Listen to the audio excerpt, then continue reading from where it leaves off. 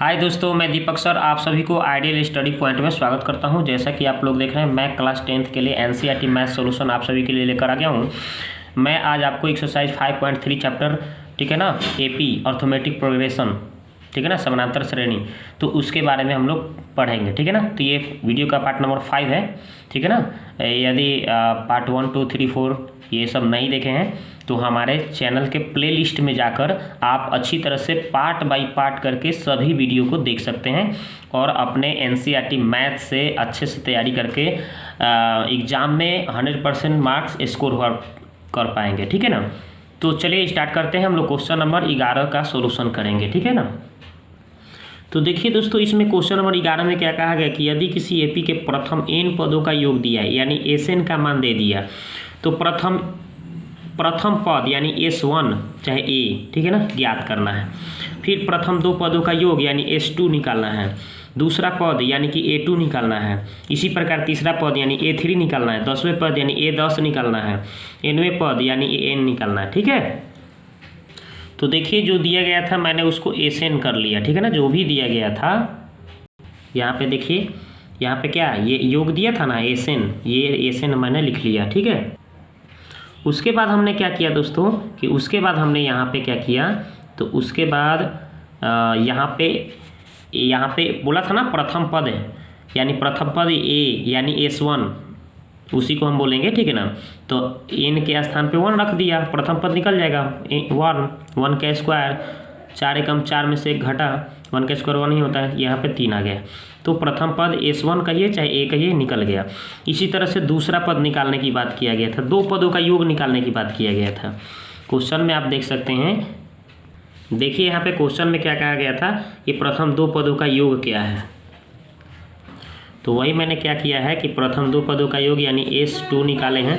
यहाँ पे मान भर के यहाँ पे n के स्थान पे 2 भर देंगे, तो 2 यहाँ पे 4 गुना, यहाँ पे n के स्थान पे हमने 2 भर दिया, यहाँ पे 2 का स्क्वायर कर दिया, 4 गुना 8 में से 4 घटा 4 आ गया, ठीक है ना। यानी कि आपका दो पदों का योग निकल गया।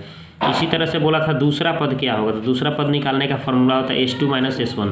S2 का मान कितना आया भाई 4, S1 का मान कितना आया 3, तो 4 में से 3 घटा कितना आ गया, दूसरा पद निकाल दिया। इसी प्रकार से हम यहाँ पे D अब निकाल सकते हैं आसानी से। दूसरा पद निकल गया और पहला पद पता चल गया हमें ना, यहाँ पे 1 कहिए चाहे आप A कहिए, तो पहला पद और दूसरा पद पता चल गया तो हम D निकाल सकते हैं, यानी A2 - A1 फार्मूला हो जाता है D निकालने का। तो A2 का मान 1 है और देखिए यहाँ पे A1 का मान 3 है, ठीक है ना। तो ये मैंने लिख दिया। अब यहाँ पे देखिए तो घट के कितना आ गया भाई, तो -2 आया। अब इसी तरह से nवां पद निकालने का फॉर्मूला हो जाएगा an बराबर a + n - 1 × d, ठीक है। तो an निकाल दिए तो क्या हो गया, फार्मूला में रख दिए, a का मान रख दिए, a का मान तो हमें पता था ना 3, यहाँ पे देखिए a का मान कितना आया है 3, तो ये हमने रख दिया, ठीक है। उसके बाद में n का मान नहीं पता है, d का मान हमें पता चल गया कितना -2 रख दीजिए, तब 3 और यहाँ पे देखिए -2 में n से तो -2n और माइनस गुने माइनस प्लस, तो यानी +2 हो जाएगी। यहाँ पे देखिए मैंने लिख दिया है, ठीक है। अब इसके बाद करेंगे तो कितना हो जाएगा 3, ये माइनस में 2n है, ये प्लस में 2 है, तो 3 2 कितना हो गया 5 और यह -2n, तो an का मान हमारा कितना है, ये आ गया। इसी प्रकार हम क्या करेंगे, तो तीसरा पद निकालने की बात किया गया था। n1 निकाले तो तीसरा पद आसानी से n के स्थान पर 3 भर दीजिए, तो देखिए यहाँ पे n के जगह पे 3 3 गुना 6, घट के कितना आएगा भाई, तो -1 आ गया तीसरा पद। इसी तरह से 10वां पद भी बोला गया था, क्वेश्चन में पढ़ के देखिए। तो 10वां पद यानी यहाँ पे n के स्थान पे, यहाँ पे तो देखिए यहाँ पे n के स्थान पे 10 भर देंगे, तो 10 गुना 20 हो गया और 5 में से 20 घटा तो -15 आ गया। तो अतः क्या क्या बोला था, प्रथम पद, ठीक है, तो 3 आ गया। तो देखिए इसमें क्या कहा था कि प्रथम पद S1 या A1 निकालिए, ठीक है ना, A या प्रथम पद S1 निकालना था। देखिए मैंने प्रथम पद A निकाल लिया, A1 आपका कितना आ गया 3 आ गया। फिर क्या बोला था क्वेश्चन में, फिर क्वेश्चन में बोला है कि प्रथम दो पदों का योग यानी S2, तो S2 भी हम निकाल चुके हैं। यहाँ पे देखिए S2 भी यहाँ निकाल चुके हैं ना, देखिए यहाँ पे S2 4 आया है ना, तो वही अतः हम लिख दिए S2 का मान 4। फिर क्या बोला गया है, तो फिर देखिए यहाँ पे बोला गया था कि दूसरा पद क्या होगा, A2 निकालना था। तो A2 भी देखिए यहाँ पे निकाल चुके हैं, -1, तो A2 का मान 1 आ गया, ठीक है ना। फिर क्या बोला गया था कि तीसरा पद इसी प्रकार, तीसरा पद यानी A3, तो A3 देखिए यहाँ पे हम निकाल चुके थे, A3 का मान कितना आया था -1, वही लिखे हैं इधर देखिए यहाँ पे लिख चुके हैं, यहाँ पे कितना लिखे हैं तो -1 लिखे हैं A3 का मान। फिर क्या आंसर बोला था 10वां पद, इसी तरह से 10वां पद कितना निकाले थे हम, A10 का मान निकाले थे -15 निकाले थे। इसी प्रकार क्या बोला था Nवां पद निकालिए, Nवां पद तो हम ऑलरेडी निकाल चुके थे 5 - 2n, यही इसका राइट आंसर हो गया। ठीक है, अब क्वेश्चन नंबर 12 का सोल्यूशन हम करेंगे कि ऐसे प्रथम 40 धन पूर्णांकों का योग ज्ञात कीजिए जो 6 से विभाज्य है। ठीक है ना, तो इस तरह से आराम से हम निकाल सकते हैं। प्रथम 40 धन पूर्णांकों का योग निकालना है जो 6 से विभाज्य हो। तो मैंने लिख दिया कि प्रथम, देखिए यहाँ पे 12 नंबर क्वेश्चन का सोल्यूशन, प्रथम 40 धन पूर्णांक जो 6 से विभाज्य है बराबर कितना लिखे 6, 12, 18, ये सब 6 से कटने वाला है। कहाँ तक 40 धन पूर्णांक, यानी यहाँ पे 40 पदों तक हम लिख सकते हैं। कहाँ पे तो 40 पदों तक निकालना है। ठीक है ना, ये पता हमें चल गया। ठीक है, यानी n का मान हमको पता चल गया कि 40 तक निकालना है। a का भी मान पता चल गया, यहाँ से d निकाल सकते हैं, t2 - t1, यानी 12 में से 6 आ गया। इस तरह से n का मान भी पता हमें चल गया है, कितना है 40 s। तो इसका योग निकालना था, तो Sn का फार्मूला लगा दिया गया। तो Sn n/2, 2a + n - 1 introduce formula. तो n के स्थान पे कितना भरना है 40 भरना है ना, और a का मान कितना निकाले हैं भाई तो 6 निकाले हैं, तो 6 भर दिया गया।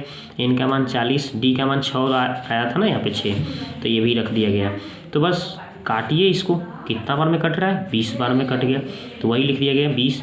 यहाँ पे 6 दूना 12, 39 6, इन दोनों को गुना करिए, 39 × 6 + 12। ठीक है ना, तो वही मैंने किया, तो वही हमने करके लाया। देखिए यहाँ पे गुना करके इन दोनों को ऐड किया, इतना गुना किया तो कितना आ गया 3920, यानी 4920 इसका राइट आंसर। अब क्वेश्चन नंबर 13 का सोल्यूशन करेंगे। तो क्वेश्चन नंबर 13 में देखिए क्या कहा जा रहा है कि 8 के प्रथम 15 गुणजों का योग निकालना है। 8 के प्रथम 15 गुणज, ठीक है। तो देखिए हमने क्या किया कि 8 के प्रथम 15 गुणजों का योग क्या हुआ, तो 8 + 16 + ऐसे डॉट कहाँ पे 15 पदों तक, यानी a का मान पता चल गया, d का मान भी निकाल सकते हैं, 8 आ जाएगा 15, यानी कि n का मान हमें 15 पता चल गया। योग निकालना था, इसको जोड़ पूरा निकालना था, तो s 15 निकालना है। फार्मूला Sn का लगा देंगे ये, तो n के स्थान पे कितना हो गया भाई तो 15 हो गया, कितना हो गया 15, s 15 निकालना है। तो n के मान 15 रख दिया गया, a का मान 8 आया था ना यहाँ पे, और यहाँ पे 8 हो गया। n का मान आपको 15 भरना है, इसके आगे आपको कैलकुलेट करना है। तो देखिए हमने कैलकुलेशन किया, गुना कर लेगा इतना 112 और जोड़ देंगे तो इतना आ जाएगा, और इसको 2 से काटेंगे तो 64 × 15 कितना आ गया 960 इसका आंसर। क्वेश्चन नंबर 14 का सोल्यूशन देखेंगे। अब देखिए क्वेश्चन नंबर 14 क्या बोला है कि 0 और 50 के बीच की विषम संख्याओं का योग ज्ञात करिए। 0 और 50 के बीच विषम संख्याओं का योग। तो देखिए यहाँ पे 0 और 50 के बीच विषम संख्याएं कौन कौन हो जाएगा, 1 0 के बाद में जाना है ना, इसके बीच में लेना है। तो 0 के बाद 1 होता है, 3 2 3 4 होता है, तो यहाँ पे 1 विषम हो गया, 3 हो गया, 5 हो गया, 7 हो गया, और 50 से कम इसके बीच में ना लेना है, यानी अंदर में, यानी 49 विषम हो जाएगा, 2 से नहीं कटेगा। तो इतना को हमको क्या करना है, योग निकालना है विषम संख्याओं का। तो फटाफट a का मान लिख दिए, यहाँ पे d निकाल लेंगे, 2 आ गया, और अंतिम पद तो हमको पता चलिए गया है। यहाँ से हम n निकाल लेंगे कि n कितना है, ये फार्मूला लगा दिया, ठीक है।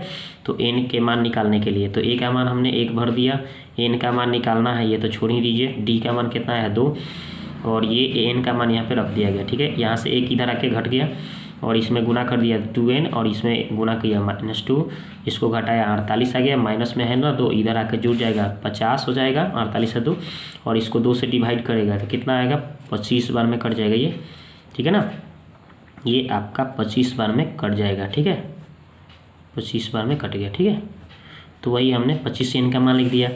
अब देखिए क्या हो गया, तो अब इसका योग निकालना था, तो Sn का फार्मूला लगाया n/2, a प्लस अंतिम पद an दिया था 49 दिया था ना, a का मान 1 आया था और n का मान 25 आया। इसको करिए तो देखिए इसको जोड़कर 50, इसको काटिएगा 2 बार में तो कितना बार में जाएगा 25, तो 25 × 25 कितना आ जाएगा 625 का राइट आंसर।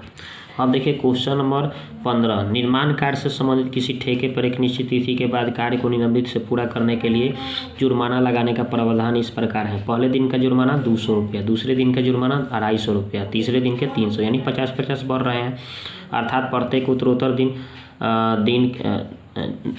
दिन का जुर्माना अपने से ठीक पहले वाले से कितना 50 रुपया अधिक हो रहा है, यानी 50 रुपया बढ़ाया जा रहा है। तो ठेकेदार का जुर्माना के रूप में कितनी राशि अदा करनी पड़ेगी जब वह कितना 30 दिन विलम्ब से काम करेगा, यानी एस 30 निकालना है आपको। डी का मान 50 बोल रहा है, ए का मान दे दिया है ना। इस तरह से देखिए, तो देखिए सिंपल कैसे हो गया। पहले दिन का जुर्माना दिया था 200 रुपया, दूसरे दिन का दिया था 250 रुपया, तीसरे दिन का। इसी तरह से 50 रुपये क्या हो रहे थे, बढ़ते जा रहे थे ना, 50 रुपये बढ़ते जाते थे। तो ए का एपी बनेगा एगो 200, 250, 300, 350 ऐसे बढ़ते जाएगा, ठीक है ना, 50 रुपया। तो ए का मान 200 हो गया और डी का मान निकालेंगे 50 रुपये बढ़ रहा है, यानी डी का मान 50 आ गया ना जी। आगे देखते हैं, तो आगे देखना क्या है आपको। तो इस तरह से आपको क्या निकालना था, 30 दिन विलम्ब से काम कर रहा था, यानी एस 30 निकालना था। एस एन का फार्मूला लगाइए, तो ये फार्मूला लिख दिया गया। एन के जगह पे 30 भरना है आपको, ठीक है ना, एन के जगह 30 भरना है। 2 ए का मान कितना था, 200 आया था ना पहला जुर्माना। एन का मान कितना 30 है, भर दिया गया। और डी कितना 50 रुपये बढ़ रहा था ना, डी का मान 50 आया है। इसको काटिएगा ना तो कितना बार में जाएगा, 15 बार में। तो 15 लिख दिया गया। 200 दूना 400, इसको घटाइए 29, 29 गुने 50 करके आइएगा 1450। जोड़िएगा 2850 में 15 से गुना करिएगा 27,750, यही इसका राइट आंसर। तो दोस्तों इस वीडियो में हम लोग क्वेश्चन नंबर 15 तक का सोल्यूशन किए। इसके आगे वाले पार्ट में मैं टोटल का सोल्यूशन कर दूंगा। तो दोस्तों ये वीडियो आप देख रहे हैं तो आपको अच्छा लग रहा है तो पहली बार आए हैं तो सब्सक्राइब कर लेंगे, साथ ही बेल आइकन की घंटी को भी दबा देंगे ताकि जितने वीडियो अपलोड हो सबसे पहले आपके पास नोटिफिकेशन पहुँचे। तो वीडियो को देखने के लिए आपको बहुत बहुत धन्यवाद।